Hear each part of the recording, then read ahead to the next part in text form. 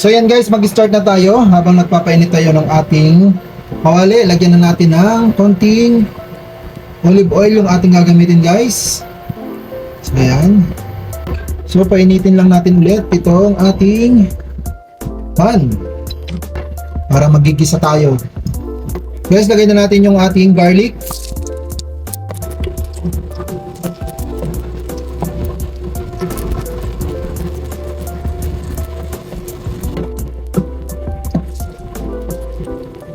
Next, lagay na rin natin yung ating onion.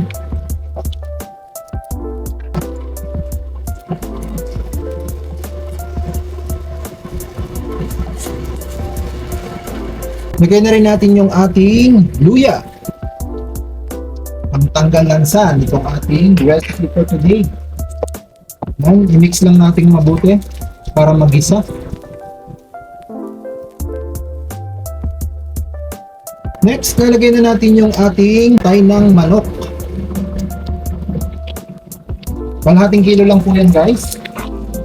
Yan po ang ating recipe for today. So marahan natin haluin kasi baka madurog.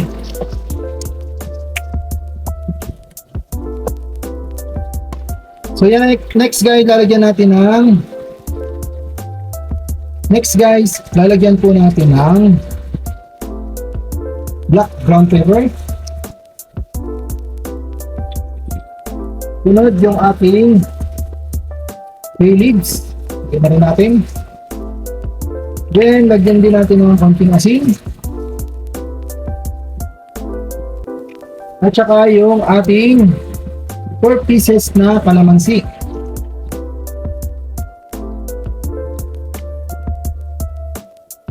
Sunod, lalagyan din natin siya ng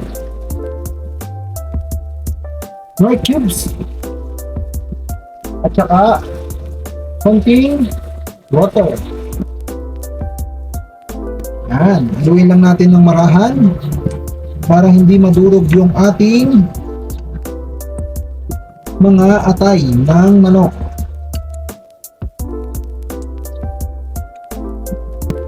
Next guys, lalagyan natin ng oyster sauce para lalong sumarap itong ating atay balunan.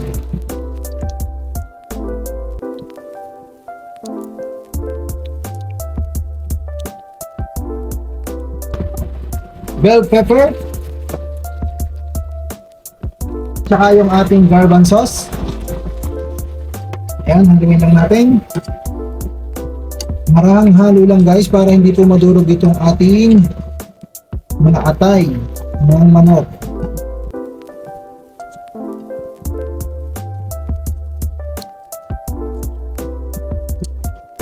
Guys, lalagay na rin natin itong ating patatas.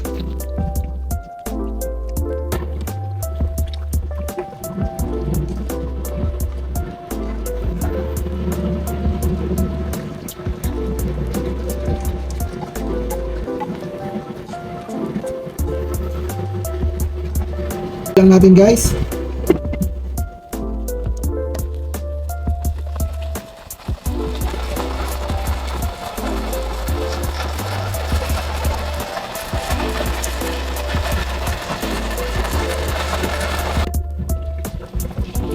So yan guys, malapit na po siyang maluto.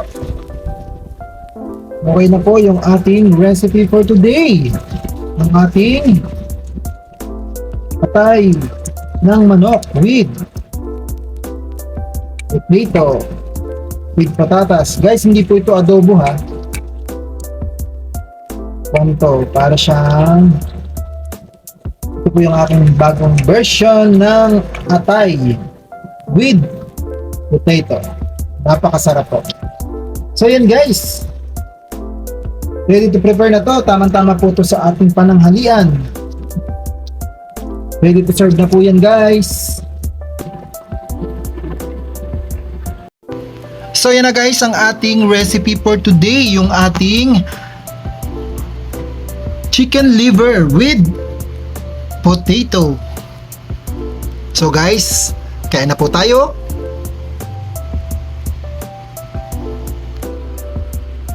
Guys, kain na tayo ha. So yan, titikman na natin yung ating niluto. Napakasarap.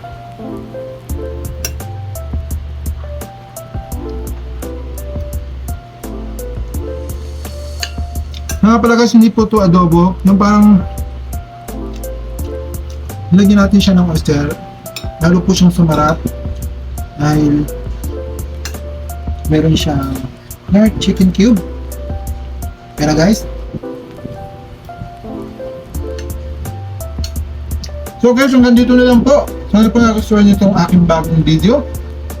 Kung hindi ka pa nakapag-subscribe, subscribe ka na sa aking YouTube channel. Ngayon lang po guys, salamat po sa panonood at salamat po dahil sinusupport niyo po ako. Ingat-ingat po tayo lagi at God bless po sa inyo lahat. Salamat po, bye-bye!